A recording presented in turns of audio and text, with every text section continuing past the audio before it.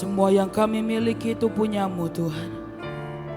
Semua yang kami nikmati hari ini semua berasal dari Engkau. Bahkan tidak ada satupun yang bisa kami lakukan untuk membalas kasih-Mu dan cinta-Mu buat setiap kami. Tapi sungguh Tuhan, yang bisa kami berikan dari hidup kami adalah tubuh, jiwa, dan roh kami ya Tuhan. Semuanya milik-Mu Tuhan. Dan semua hanya untuk kemuliaan nama-Mu. Hamba sungguh percaya Tuhan, Kau hadir di tengah-tengah kami. Tembusi setiap hati kami Tuhan, tembusi setiap pikiran kami. Tembusi setiap kebebalan di hati dan pikiran kami Tuhan. Hamba percaya biar malam hari ini ada iman yang bangkit. Ada cinta mula-mula yang kembali bangkit. Ada pengharapan yang mulai bangkit di tengah-tengah kami ya Tuhan. Karena kami tahu kami menyembah Tuhan yang hidup dan bukan Tuhan yang mati. Dan kami tahu hari esok sungguh ada. Sebab Tuhanlah yang memegang akan masa depan kami. Dan hari ini hamba berdoa Tuhan.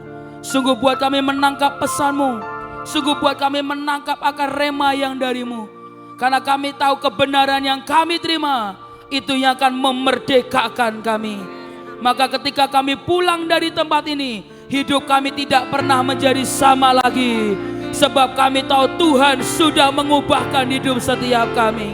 Terima kasih Tuhan, terima kasih Roh Kudus.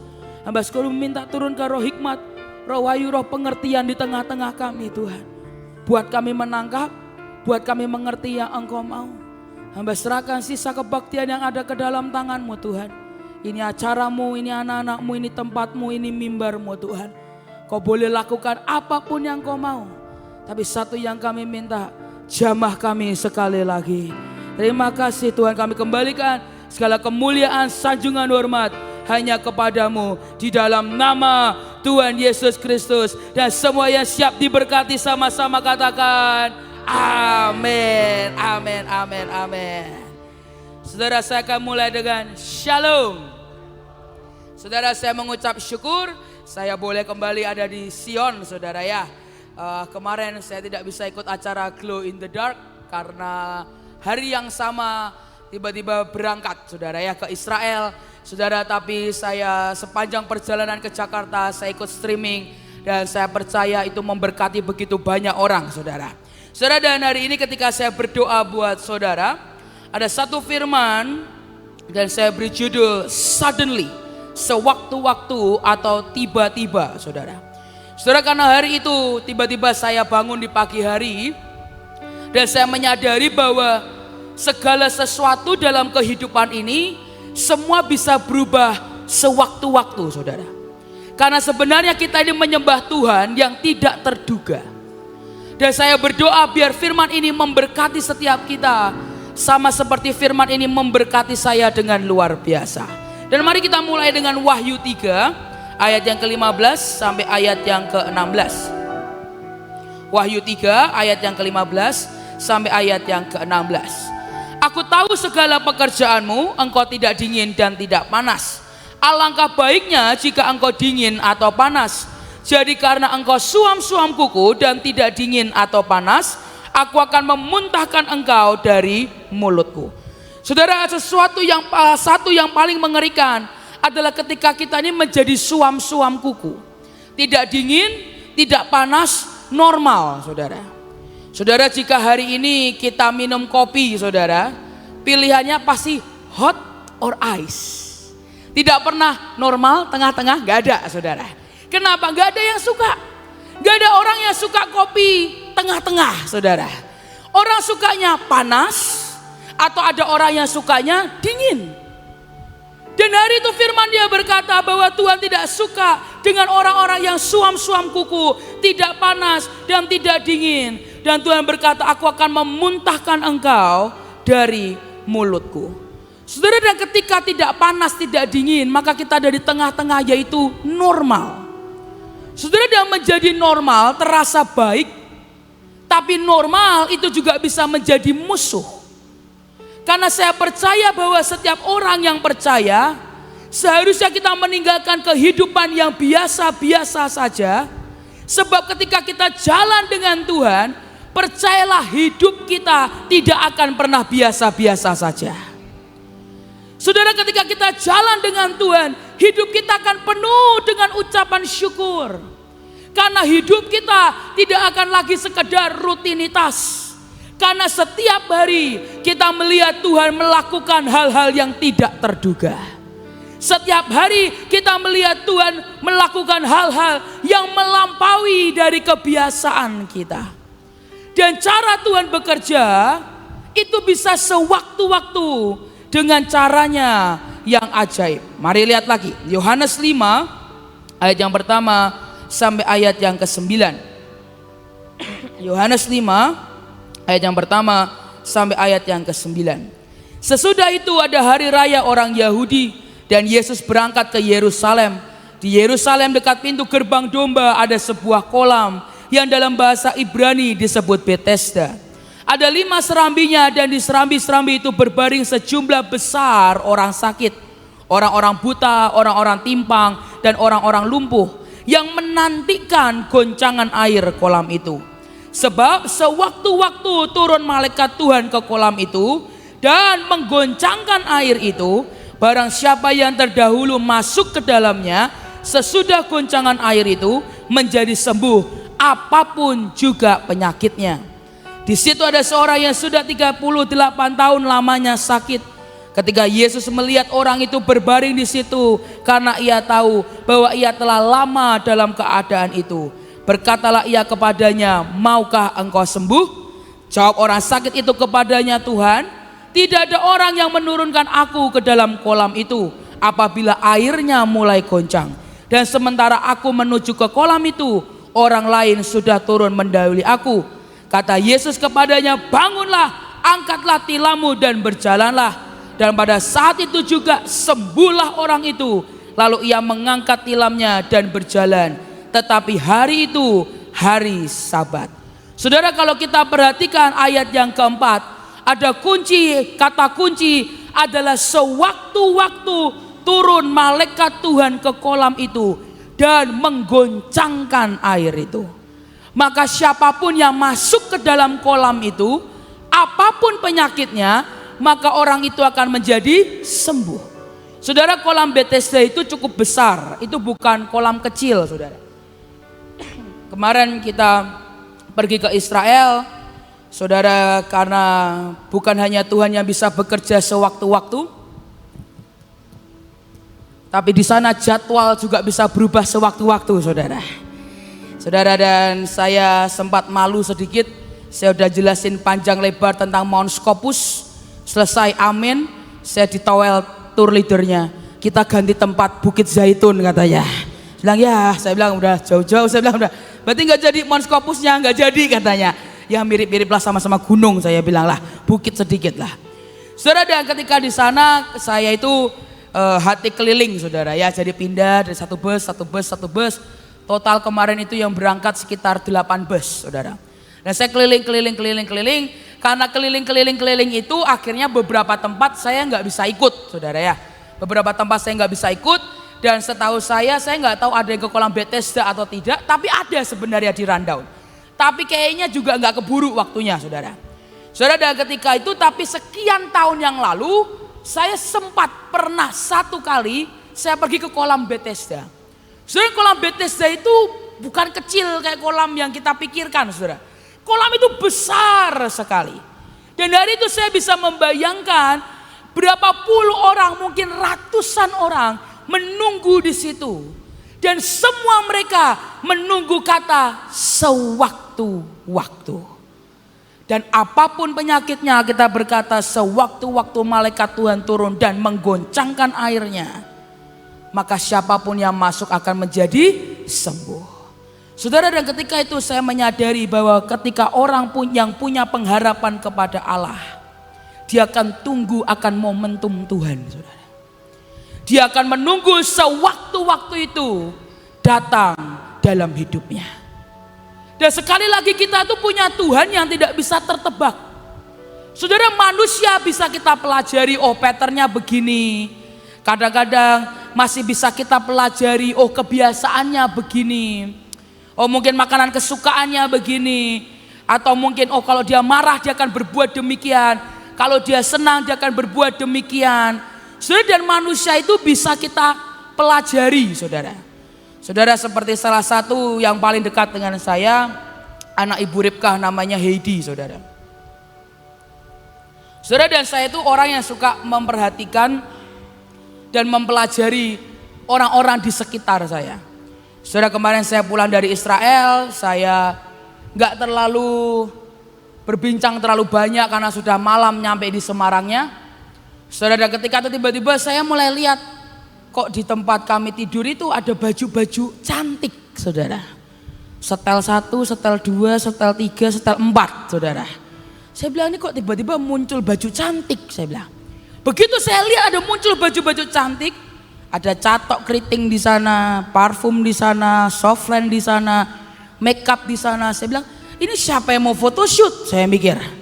Dan hari itu tiba-tiba saya bilang, itu punya Heidi katanya. Dan tanpa saya diberitahu, saya berkata, Heidi mau ketemu orang ganteng, saya bilang. Semua kaget, kok kamu tahu, Sa? Saya tahu betul, saya bilang. Kalau dia dandan secantik ini, biasanya mau ketemu orang ganteng. Ternyata hari itu, di hari Jumat, Sabtu, Minggu, saudara, kita kedatangan tamu dari Korea, saudara. Opa-opa Korea datang, pemain musik penyembah Tuhan datang melayani di Holy Stadium, saudara. Saya bilang, nah bener kan? Saya bilang, ini pasti kan ada opa-opa ganteng ini, saya bilang. Makanya dia dandan cantik. Mandinya tambah lama, saudara. Biasanya dia bisa mandi bebek cepat. Ini kali mandinya lebih lama, catoknya lebih lama, make upnya lebih lama, pakaiannya lebih rapi dari biasanya. Kenapa? Kenapa saya bisa tahu? Ada patternnya. Yang terkadang, saudara ya, kadang kita manusia juga tidak bisa tertebak kok, saudara ya. Tapi ada pattern yang seringkali kita bisa lihat. Oh, dia begini. Saya ambil contoh kokoh saya, saudara. Saya punya kokoh ajaib yang sebentar lagi akan menikah, melepaskan masa lajangnya. Saya mengucap syukur buat itu, pasti surga bersuka cita. Papa saya juga pasti bersuka cita, saudara ya. Saudara, dan saya terus mendukung, ayo cepat, saudara ya. Saudara, dan saya hidup dengan dia cukup lama lah, saudara ya. Saya mengamati patternnya. Tiap kali ada makanan yang enak, dia akan sembunyikan dari saya, saudara. Dan dia akan bilang, ini gak enak, dia bilang. Semakin dia bilang gak enak, saya tahu itu enak, saudara. Itu enak itu, enggak enak, udah. Ini jijik banget, Sa, ini jijik banget, katanya. Kamu jangan makan ini. Tapi begitu dia sudah mulai kenyang, atau ini makanan yang kurang dia suka, dia bilang, Sa, coba punyaku. Ini makanan paling enak, saya tahu itu makanan gak enak, saudara. Dan saya akan bilang, enggak, terima kasih, saya kenyang. Lu kenapa? Kamu kan biasanya mau? Enggak, saya bilang, terima kasih bro. Itu buat kamu aja. Lu ini enak gak? Saya bilang, kamu pasti bohong. Karena saya tahu semakin kamu kasih, itu berarti tambah gak enak, saya bilang. Semakin kamu umpetin, semakin enak itu barangnya, saya bilang. Dan hari itu kenapa yang buat saya bisa tahu? Ada pattern yang bisa saya pelajari, saudara. Tapi dengan Tuhan, dalam kemahakuasaannya, dalam kemahatuhannya, dia Tuhan yang tidak bisa ditebak oleh manusia. Langkah apa yang akan dia ambil seringkali tidak bisa tertebak, saudara. Oleh karena itu Alkitab berkata, kapan waktu malaikat menggoncangkan kolam itu, tidak ada satupun manusia yang bisa menebak. Jika bukan Tuhan yang memberikan dari lewat pesan nubuatannya di tengah-tengah kita. Terkadang kita ini gak ngerti apa-apa loh, saudara. Karena kita memang benar-benar tidak bisa mengerti. Karena apa yang Tuhan lakukan itu seringkali tidak bisa tertebak. Dan cara Tuhan bekerja itu sewaktu-waktu. Maka kita sebagai orang percaya yang berharap kepada Tuhan, hidup kita harus berani berkata sewaktu-waktu. Hidupku juga bisa berubah. Bukan berubah menjadi lebih buruk, tapi berubah from glory to glory. Dari satu kemuliaan kepada kemuliaan yang lebih besar. Dan jika saudara mengenal betul akan karakter Tuhan, kita akan memahami bahwa Tuhan kita itu bergerak sewaktu-waktu.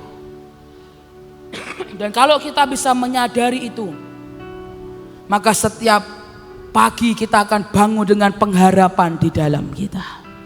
Engkau tidur dengan pengharapan, engkau bangun dengan pengharapan. Sebab engkau tahu sewaktu-waktu hidupku bisa berubah. Saudara, Elia itu berdoa minta hujan berapa kali? 7 kali.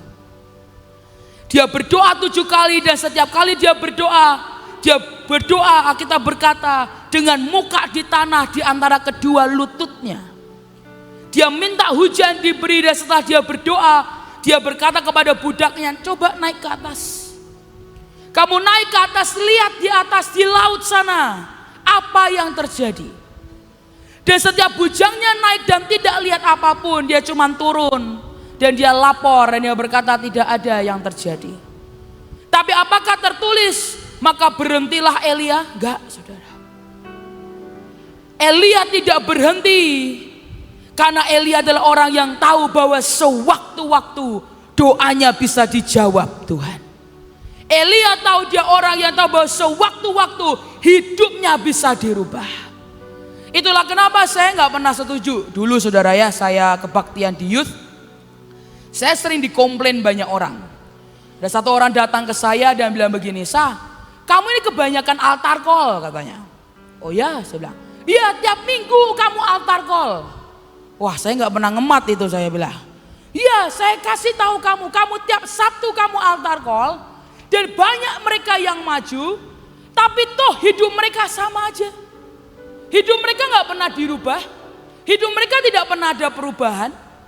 Dan dia berkata, "Kamu kalau altar call setahun sekali aja," katanya. Dan hari itu di hati saya cuma berkata, kok ngatur Tuhan di hati saya, saudara. Tapi demi keamanan dunia, demi unity, saudara, saya cuma berkata, oh ya, terima kasih buat masukannya. Tapi saya hanya mengikut Tuhan saja. Dan dia mulai komplain, dia berkata, mau berapa kali altar call, toh hidup kita gak berubah kok. Dan Tuhan bukakan ternyata orang ini pahit, saudara.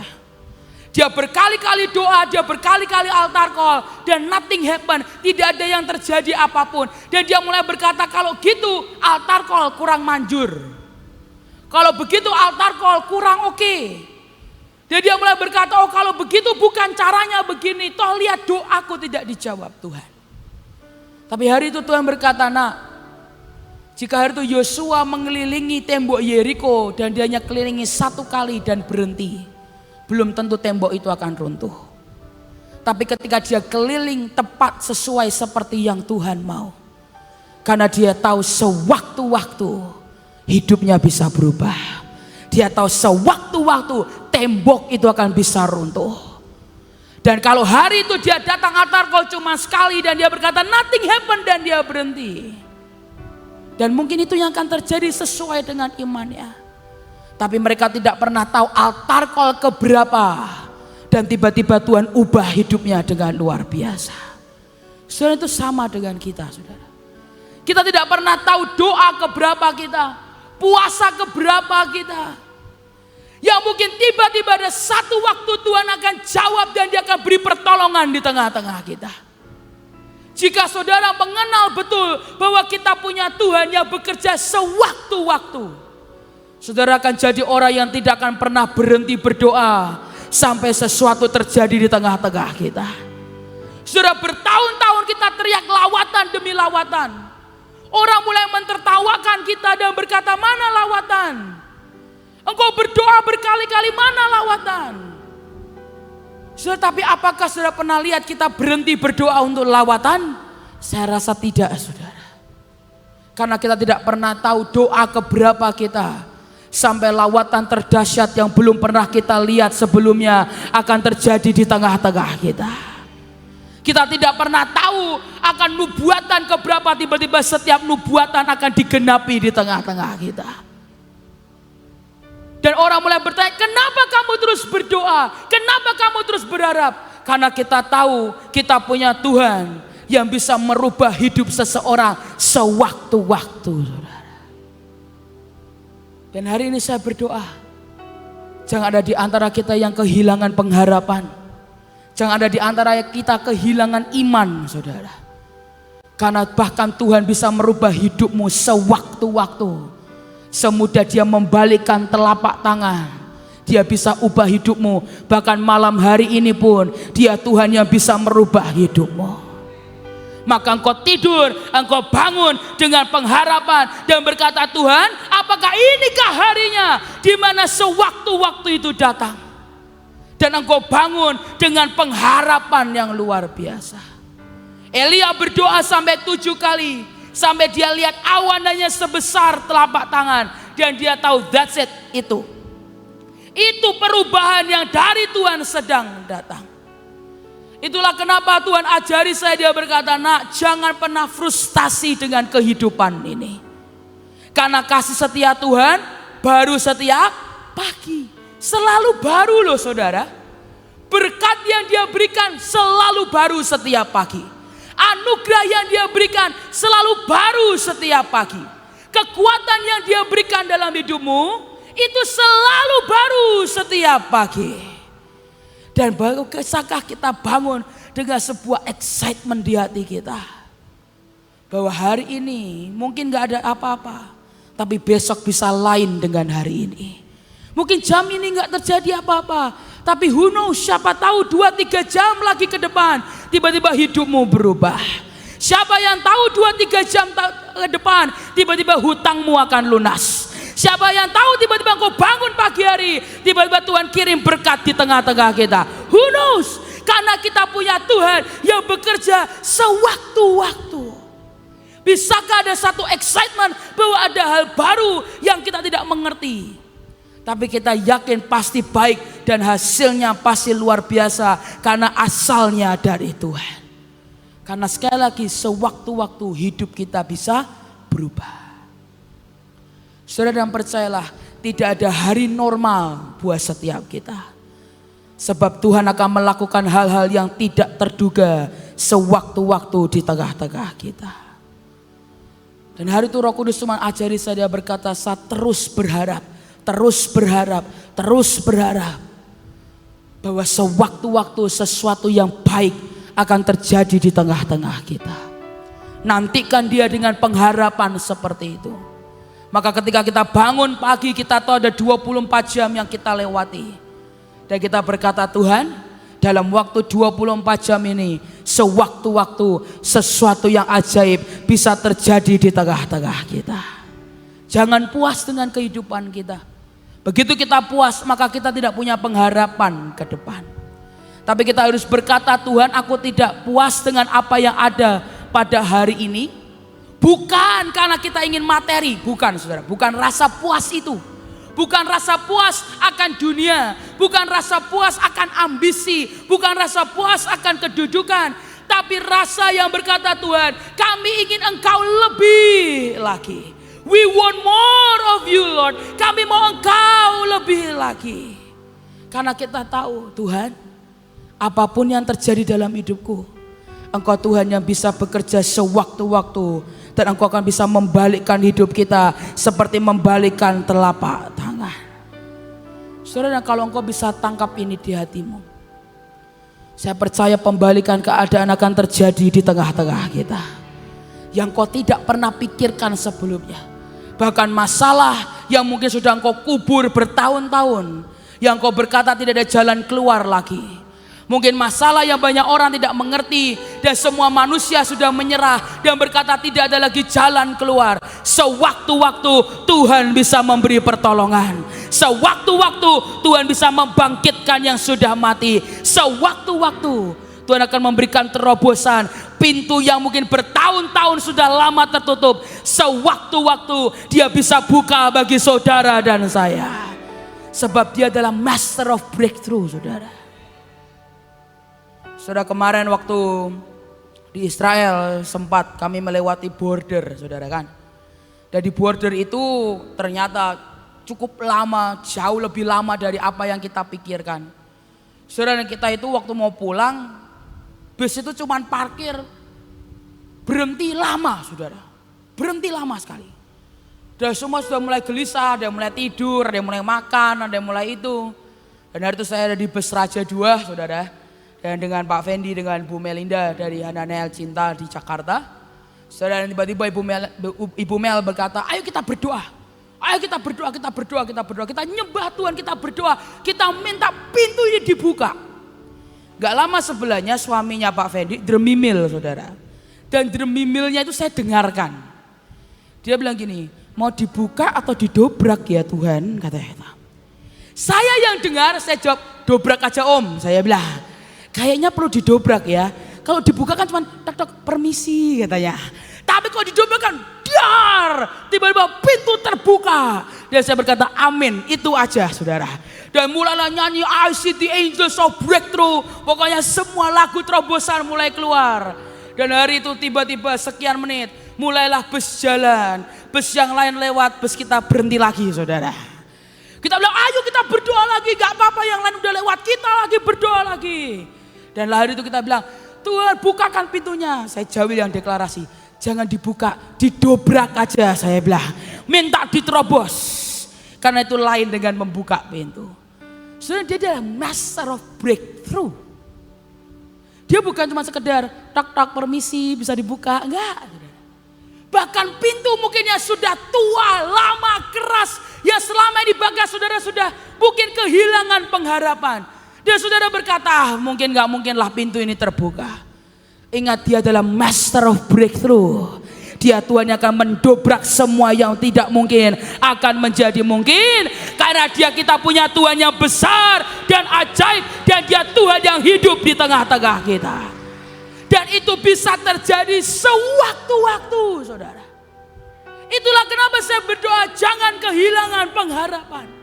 Selama kita menunggu jangan kehilangan pengharapan. Ketika hari itu Yesus berkata kepada murid-muridnya, tunggu di Yerusalem sampai aku mencurahkan rohku yang dari atas. Dan tidak ada orang yang tahu berapa lama mereka harus menunggu. Hari itu 500 orang menyaksikan Yesus naik ke surga. 500. Tapi yang hari itu Alkitab berkata yang kumpul hanya 120. Sisanya entah. Mungkin mereka menunggu sekian lama. Dan mereka berkata, oh mana gak datang-datang pencurahan roh yang dari atas. Beberapa mungkin ke pasar dulu, urus kerjaan dulu.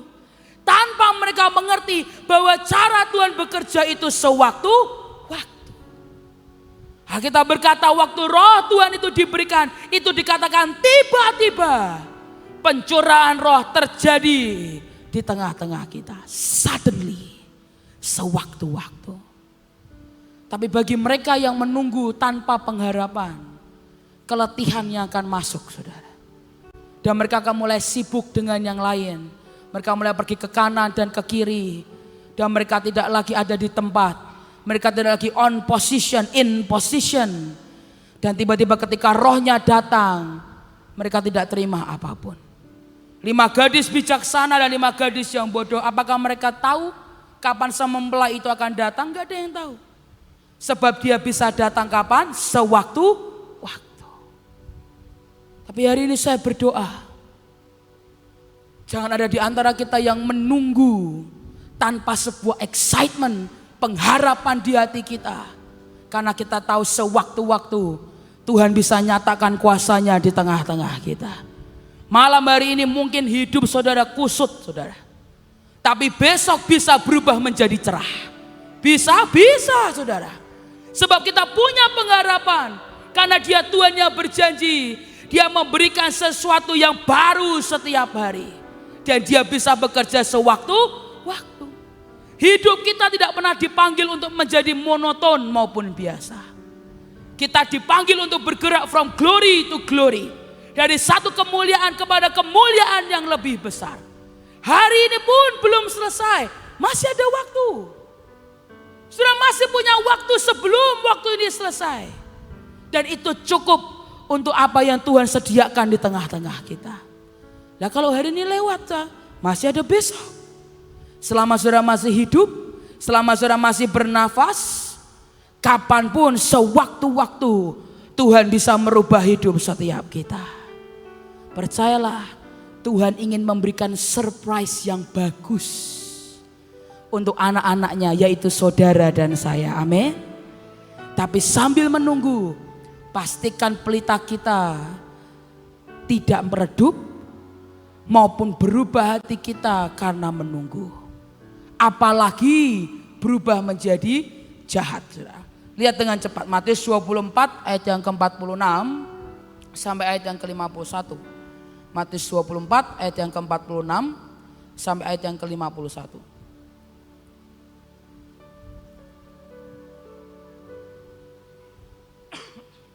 Kita berkata, berbahagialah hamba yang didapati tuannya melakukan tugasnya itu ketika tuannya itu datang. Aku berkata kepadamu, sesungguhnya Tuhan itu akan mengangkat dia menjadi pengawas segala miliknya. Akan tetapi apabila hamba itu jahat dan berkata dalam hatinya, Tuanku tidak datang-datang, lalu ia mulai memukul hamba-hamba lain dan makan minum bersama-sama pemabuk-pemabuk, maka Tuhan hamba itu akan datang pada hari yang tidak disangkakannya dan pada saat yang tidak diketahuinya, dan akan membunuh dia dan membuat dia senasib dengan orang-orang munafik. Di sanalah akan terdapat ratapan dan kertakan gigi. Kalau saudara perhatikan, waktu dia mulai menunggu dan kehilangan pengharapan, dia mulai memukul hamba-hamba yang lain. Mulai menindas, membuli, dia pukul hamba-hamba yang lain dan mulai mabuk dengan semua pemabuk. Tapi kemudian apa yang terjadi? Tuhan hamba itu datang pada hari yang tidak disangkakannya dan pada saat yang tidak diketahui. Apa itu? Sewaktu-waktu. Dan ini yang paling berbahaya, saudara. Dalam proses menunggu kapan itu tiba, jangan sampai kita berubah menjadi jahat dan kecewa. Karena saudara, dalam proses menunggu air itu akan bergoncang, saudara. Ada dua hal yang akan diperhadapkan di hadapan kita ketika kita menunggu akan proses atau janji Tuhan dinyatakan di tengah-tengah kita. Saudara, kata goncang itu bahasa aslinya adalah taraso. Dan itu dipakai untuk menggoncangkan secara fisik. Dan kata goncangan itu seringkali dikaitkan dengan sesuatu yang negatif. Tidak pernah taraso atau goncangan itu sesuatu yang positif, itu hampir-hampir gak pernah, saudara. Tapi khusus goncangan di kolam Bethesda, ini baru pertama kali menjadi sesuatu yang positif. Sebab siapapun yang masuk ke dalam kolam yang bergoncang itu akan menjadi sembuh. Nah, kita harus mengerti bahwa terkadang kita akan diperhadapkan dengan dua goncangan, saudara. Ini yang Tuhan ajari dalam hidup saya. Goncangan karena Tuhan yang membawa perubahan hidup yang sewaktu-waktu. Tapi ada goncangan yang kedua, yaitu goncangan dari si jahat. Nah, gimana membedakannya? Goncangan ilahi akan membawa kita kepada perubahan hidup dalam kehidupan kita. Jadi hidup kita akan berubah, saudara. Tapi setan bisa memberikan goncangan yang palsu. Kalau kita masuk ke dalamnya, kita akan binasa karena goncangan itu. Saudara, ketika hari itu saya pernah dengar khotbah papa, saudara ya, tentang kolam Bethesda. Dan dalam khotbah beliau itu cerita bagaimana ketika hari itu beliau baca tentang cerita kolam Bethesda. Beliau itu memikirkan sesuatu yang konyol tapi bisa menjadi mungkin, saudara. Saudara, bayangkan orang itu bertahun-tahun, puluhan tahun nunggu di kolam Bethesda, nunggu goncangan. Dan hari itu papa saya cuma mikir gini, tapi mungkin enggak kalau ada orang iseng ngambil batu dilempar ke airnya. Kan goncang tuh, saudara, airnya. Tapi kan itu bukan goncangan dari Tuhan. Orang lumpuh masuk, kira-kira sembuh atau tenggelam, saudara? Tenggelam, mati, saudara. Dan ketika saya dengar itu saya berkata, ya bisa terjadi dua goncangan. Karena setan kan selalu niru Tuhan, saudara. Ada dua goncangan dari Tuhan atau goncangan dari si jahat. Dan salah satunya yang bisa kita membedakan kalau goncangan itu dari Tuhan, maka siapapun yang masuk ke dalamnya akan menjadi sembuh. Tapi goncangan dari si jahat, engkau masuk ke dalamnya, engkau akan binasa di dalamnya. Dan salah satu yang membuat kita bisa masuk ke goncangan si jahat adalah ketika kita pikir Tuhan, tapi ternyata itu hantu. Saya ulangi buat saudara. Salah satu yang bisa membuat kita masuk ke goncangan yang salah, ke taraso yang salah, adalah ketika kita pikir itu Tuhan, tapi ternyata itu hantu. Ketika para murid di Danau Galilea, ombak begitu besar, dan Yesus jalan di atas air. Mereka teriaknya siapa? Hantu, hantu. Mereka berkata itu hantu. Dan hari Tuhan berkata, nah engkau harus bisa bedakan mana Tuhan, mana hantu. Karena seringkali kita mengalami kesulitan. Waktu Tuhan bergerak kita tengking dalam nama Tuhan Yesus. Terutama kalau disuruh meletakkan sesuatu di mezbah saudara ya. Biasanya reaksi kita pertama tengking dalam nama Tuhan Yesus. Ini perkataan setan-setan ini pasti. Ini bukan yang dari Tuhan. Tapi justru yang dari setan bergerak, kita mau welcome. Nah itu yang paling bahaya. Saudara, kata dulu saya ngobrol dengan papa saudara ya. Waktu saya masuk SMP, saya itu buat tim pendoa. Karena itu waktu itu di usia-usia saya mulai kenal dengan Bahtera, saya mulai masuk dicangkokkan di keluarga Engkong Yusak. Saya mulai kenal dengan junior, saya mulai didoakan untuk bisa melihat dunia roh, mendengar suara Tuhan, bahasa roh, pokoknya dengan junior saudara. Dan ketika setiap kali pulang dari itu saya selalu berapi-api. Dan masuk SMP pertama saya buat tim pendoa saudara. Entah itu lahir dari keilahian atau kemalasan. Karena sekolahnya Kristen, kalau doling boleh motong jam pelajaran saudara. Jadi saya tidak tahu itu dibuat karena keilahian atau kemalasan sekolah. Mungkin tengah-tengah itu saudara ya. Tapi saya buat tim pendoa. Saya buat tim pendoa tiap hari kita doling. Isinya semua anak-anak SMP, anak-anak SMA. Kita semua setiap hari doling pakai banner. Sampai hari itu pernah terjadi satu waktu. Ada satu anak datang masuk ke Holy Stadium. Saya juga gak ngerti ngapain tuh anak. Tiba-tiba di tengah-tengah mimbar dia teriak, dia tunjuk atas, dia berkata ada Yesus, ada Yesus, ada Yesus. Itu gempar, satu sekolah bubar saudara. Masuk ke Holy Stadium berdoa ibadah bersama-sama. Bubar, sekolahnya bubar. Gurunya pun ikut di dalamnya sambil nangis-nangis di jamah Tuhan. Pernah terjadi saudara. Saudara ketika itu saya dengan semua teman-teman kita kumpul. Sabtu Minggu kita kumpul. Ibadah, kita doa dan sebagainya.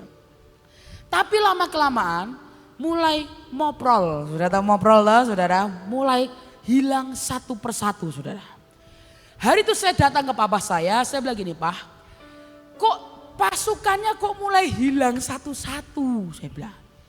Ada yang pindah sekolah, ada yang tiba-tiba dikirim ke luar negeri, ada yang tiba-tiba kemana, kok ini hilang satu-satu. Dan hari itu papa saya cerita begini, ya inilah namanya orang tuanya tidak bisa bedain mana Tuhan, mana hantu. Saya kan bingung. Maksudnya dia bilang. Jadi ternyata beberapa orang tua ini datang ke papa saya saudara. Dan hari itu mereka bilang begini, Pak, kok anak saya sekarang rohani banget katanya. Tiap hari mintanya doa keliling. Rumah saya didoa keliling terus katanya. Tiap hari berdoa, deklarasi, tiap hari diajak main banner di rumah. Tiap Sabtu Minggu maunya ke gereja. Kalau perlu tiap hari maunya ke gereja. Dan hari itu bapak saya cuma diam saja. Dan orang tuanya cuma berkata, sudahlah Pak, saya kirim anak saya ke luar negeri supaya hidupnya jadi normal katanya. Saudara, hari itu saya nggak tahu bapak saya ngomong apa dengan orang tuanya. Tapi ketika ketemu dengan saya, papa saya bilang begini, dulu orang tua yang sama, waktu anaknya nakalnya luar biasa, pusing. Datang ke papa bernangis-nangis, gimana ini Pak, anak saya nakalnya luar biasa. Tapi tidak mencegah apapun. Tetap diizinkan pergi malam, tetap diberi uang lebih, tidak dicegah apapun. Tapi begitu anaknya pelayanan gila-gilaan, orang tuanya juga ikut nangis-nangis saudara. Tapi kali ini justru mencegah lebih lagi. Dan hari itu papa saya berkata, kenapa Sa? Mereka tidak bisa bedakan mana hantu, mana Tuhan. Saudara, dan saya berdoa dalam kehidupan kita, kita perlu tahu mana hantu, mana Tuhan. Jangan sampai Tuhan yang kita tengking, saudara, dan setan kita welcome. Tapi kuasa gelap yang harus kita usir keluar dari kehidupan kita, dan Yesus yang harus ada di tengah-tengah kita. Dan saya belajar goncangan dari Tuhan akan membuat perubahan yang makin baik, tapi goncangan setan akan menenggelamkan. Jadi kalau ada goncangan di depan kita, goncangan itu pasti menarik kita masuk ke dalam, saudara. Dan sebelum kita masuk ke dalam, mari kita berdoa dulu, Tuhan, ini dari Engkau atau ini dari setan? Maka bagaimana caranya saya berkata, loh Tuhan, tapi kan kadang kita nggak bisa, kita nggak ngerti. Kita kadang nyemplung di kolam yang salah. Dan Tuhan berkata, itulah kenapa engkau harus belajar mengendalikan diri. Karena hidup itu seperti orang naik mobil. Dalam menjalani hidup engkau harus seperti naik mobil. Kita tidak bisa mengendalikan maupun mengatur apa yang orang lain buat di sekitar kita. Mau ibu-ibu rating kanan belok kiri. Mau rating kiri lurus, mau tiba-tiba dua semua hazard dinyalakan, tapi nggak kemana-mana, ya kita nggak bisa ngapa-ngapain, saudara. Dan kita nggak bisa mengendalikan. Saya lihat di media sosial ada yang sampai buatkan lagu khusus untuk ibu-ibu yang nggak bisa nyetir motor katanya. Dan dia ngatur-ngatur, ya dia tahu dia nggak bisa ngatur ibu-ibu, maka dia buat lagu, saudara, meluapkan emosinya. Kita nggak bisa ngatur orang lain, tapi yang bisa kita kendalikan adalah siapa? Diri kita sendiri. Dan supaya kita tidak masuk ke goncangan yang salah, kita harus bisa mengendalikan diri kita sendiri. Kenapa kalau kita mencoba dikendalikan dan kita mencoba mengendalikan orang-orang di sekitar kita, maka percaya kita akan jadi korban kecerobohan orang lain, saudara. Dan berkali-kali saudara yang saya tangkap dari papa saya, jangan jadi korban kecerobohan orang. Karena orang begitu kita jadi ikut marah. Orang sikap kita ikut marah, kita ikut emosi, ngapain? Kita nggak bisa kendalikan orang lain, tapi kita bisa kendalikan diri kita. Dalam hidup ini yang nggak bisa menghandle, mengatur semuanya. Bahkan kita nggak bisa ngerti jebakan iblis apa di depan kita. Dan kita nggak bisa ngatur, iblis nanti gini ya. Kamu jebaknya gini aja, itu bukan jebakan, namanya pemberitahuan, saudara. Tapi iblis itu kan penipu. Dia akan memberikan jebakan-jebakan dalam hidup kita. Tapi hal yang terbaik yang bisa kita lakukan adalah kita menguasai diri kita di dalam Tuhan. Kuasai dan kendalikan diri kita, maka percayalah kita akan terhindar dari banyak hal. Gak usah sibuk ngontrol hidup orang lain, saudara.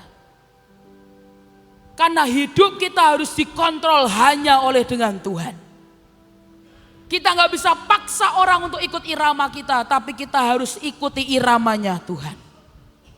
Dan selama kita kendalikan diri kita oleh anugerah Tuhan, oleh jaminan dari Tuhan, percayalah kita akan luput dari goncangan iblis, saudara.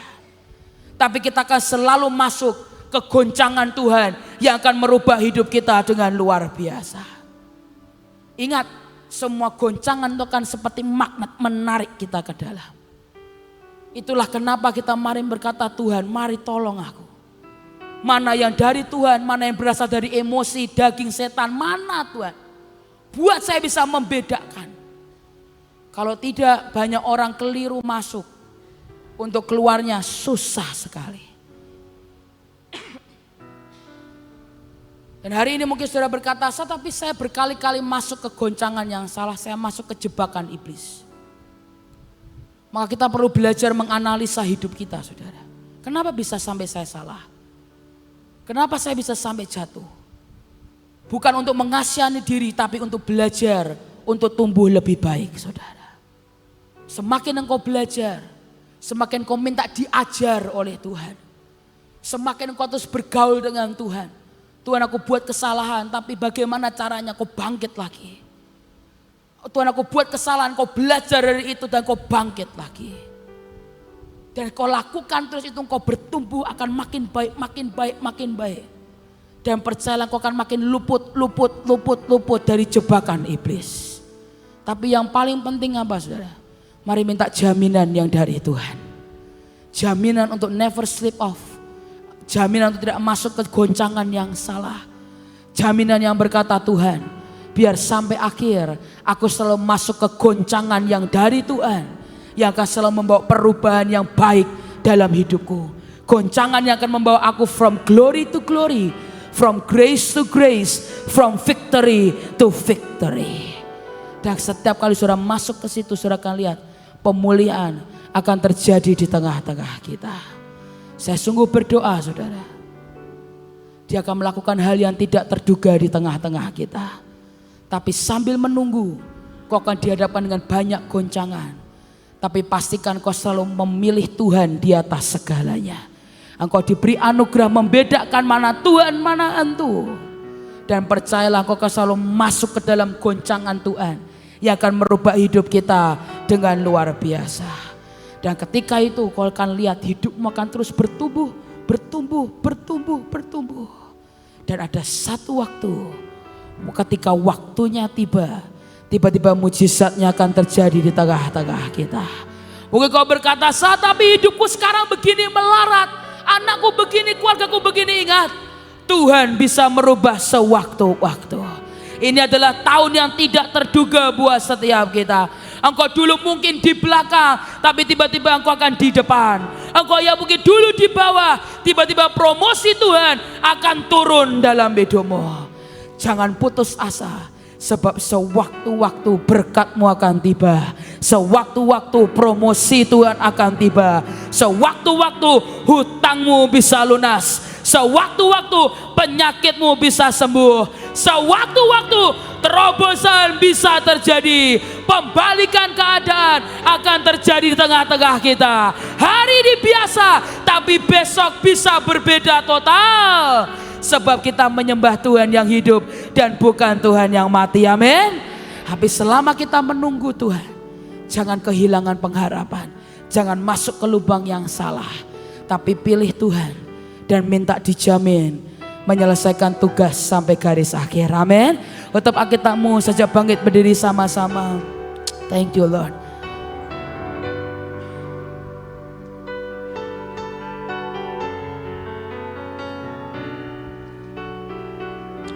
Tuhan, hari ini kami sekali lagi datang kepadamu Tuhan. Tuhan, buat kami punya iman. Buat pengharapan kami kembali bangkit kepadamu Tuhan. Buat hari ini hamba berdoa tidak ada yang menjadi letih dan lesu di tengah-tengah kami. Hari ini hamba tahu mungkin ada begitu banyak orang yang sedang menunggu sewaktu-waktu goncanganmu akan terjadi. Tapi hari ini hamba berdoa, bangkitkan iman kami, bangkitkan pengharapan kami, bangkitkan kasih kami, bangkitkan api kami Tuhan. Karena kami tahu Engkau Tuhan yang bisa bekerja sewaktu-waktu.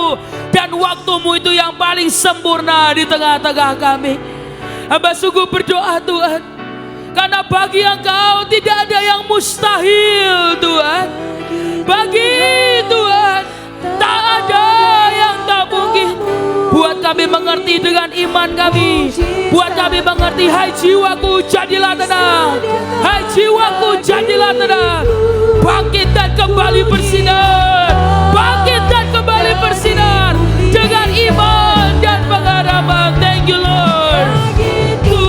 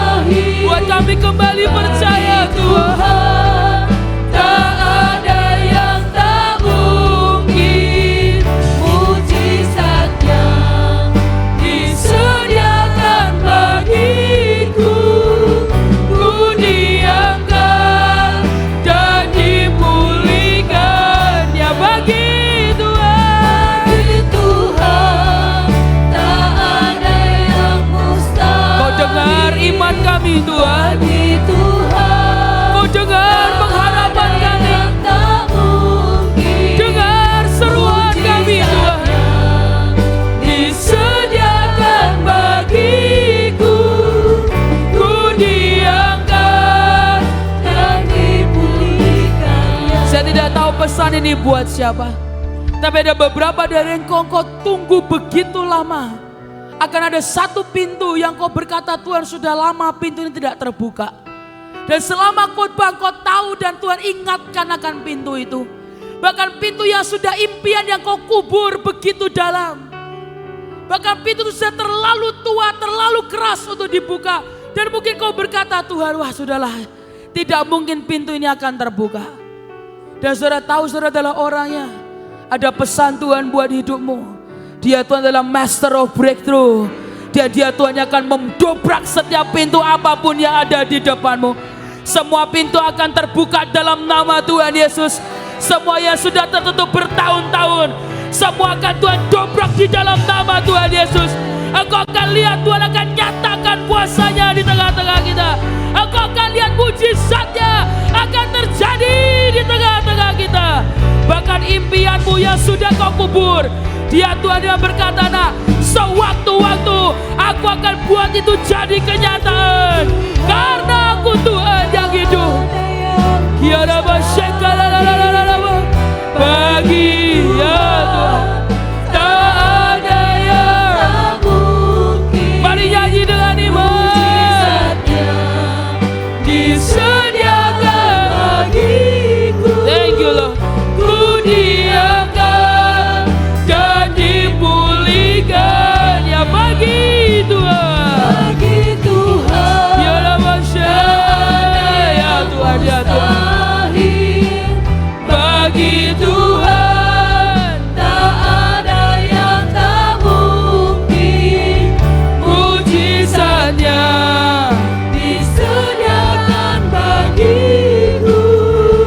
Ku diangkat dan dipulihkan. Saudara, saya lihat Tuhan mencurahkan begitu banyak berkat-Nya di tengah-tengah kita.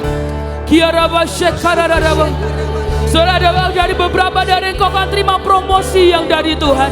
Di tempat pekerjaanmu kau yang sudah bertahun-tahun tidak dapat promosi, Tuhan akan berikan promosi itu dalam hidupmu. Korapata karabashe kararabo, korapata kararabashe, kiararababababasha karabo. Ada beberapa orang kau sedang tunggu tender, engkau sedang tunggu tanda tangan kontrak. Tuhan berkata, dan itu akan menjadi milikmu. Korapata kararabashe, kiarapata kararabasha kararabo. Saya lihat ada toko-toko yang sudah hampir bangkrut. Dan Tuhan berkata, nah, sewaktu-waktu aku akan hidupkan kembali yang mati. Orang akan berbondong-bondong datang. Tokomu akan diberkati Tuhan dengan luar biasa. Ada beberapa engkau di sini, engkau punya anak yang sangat nakal dan jauh dari Tuhan. Tuhan berkata, nah, sewaktu-waktu anakmu akan menjadi pasukan Tuhan yang militan dan radikal, dan dia akan kembali kepada Tuhan. Terima dengan iman, terima dengan iman, terima dengan iman, terima dengan iman. Dia sedang turunkan mujizatnya, mujizatnya di tengah-tengah kita. Engkau yang sakit, engkau sudah disembuhkan. Semua kanker pergi dalam nama Yesus. Semua sakit apapun di liver, di ginjal, pergi dalam nama Tuhan Yesus. Jehovah Rabbah sudah turun atas hidupmu. Ya Tuhan, ya Tuhan, ya Tuhan, ya Tuhan, ya Tuhan, ya Tuhan. Kami terima dengan iman, kami terima dengan iman. Jadi daging, jadi daging, jadi daging, jadi daging, jadi daging, jadi daging.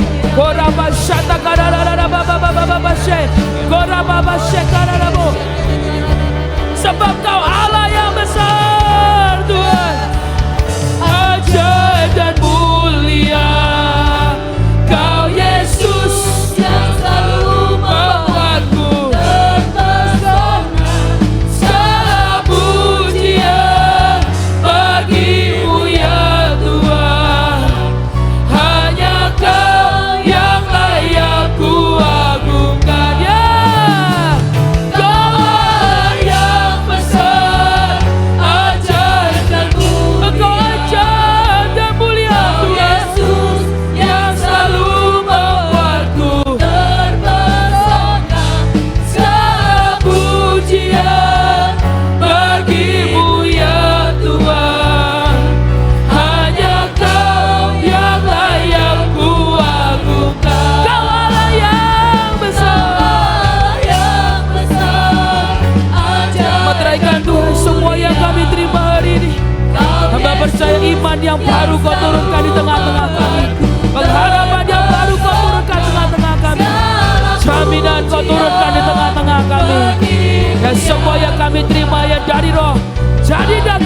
tengah-tengah kami.